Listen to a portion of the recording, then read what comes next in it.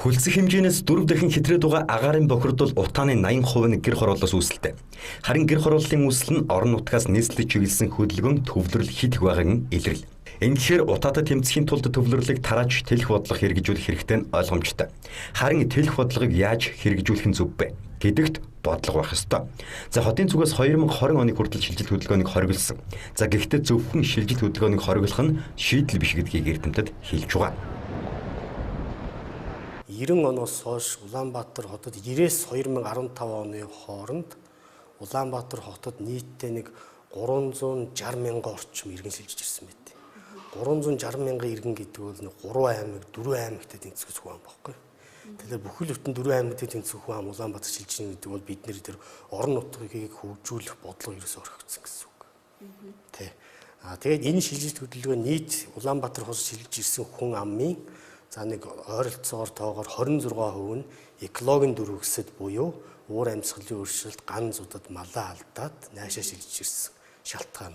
За бусд нь бол боловсруулаад байгаа, эдийн засгаад байгаа, ажлын байраад байгаа гэж болно те. За утаа хүрсний бохирдол замын төгжрөл нь хэт ихсэн нийслэлд шилжин ирж суурьсах сонирхол яагаад байдаг вэ?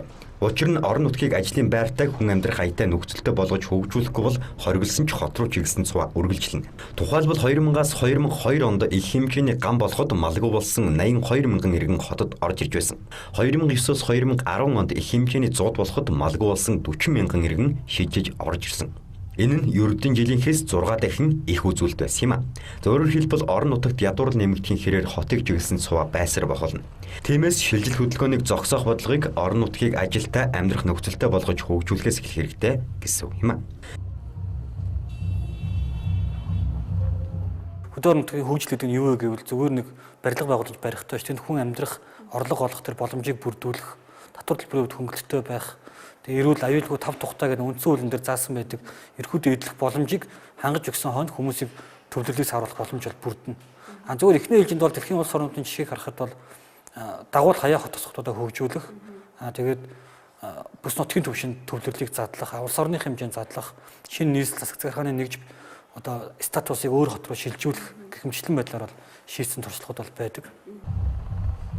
За өнгөрсөн хугацаанд төр утаанд 100 гаруй төгрөг төгрөг зарцуулсан. Харин орон нутагт ажлын байр нэмэгдүүлэх, амьдрах орчныг хөгжүүлэхэд хэдийг зарцуулсан байна. За дэлхийн өндөр хөгжилтэй улс орнуудад байдаг мууч дагуул хотын тогтолцоонд төвлөрлийг тэлэх бодлого цаашлаа төвлөрлөс үүдэлтэй бэрхшээлүүдээс сэргийлж байдаг. Харин манай улсын хувьд 21 аймагтаа нийт хүн амын 40% нь нийслэлтэй 50% байх нь тэнцвэртэй биш харилцаа учраас өнөөдрийн утаа орчны бохирдлын асуудлууд тулгарч байгааг хэлж байгаа юм а.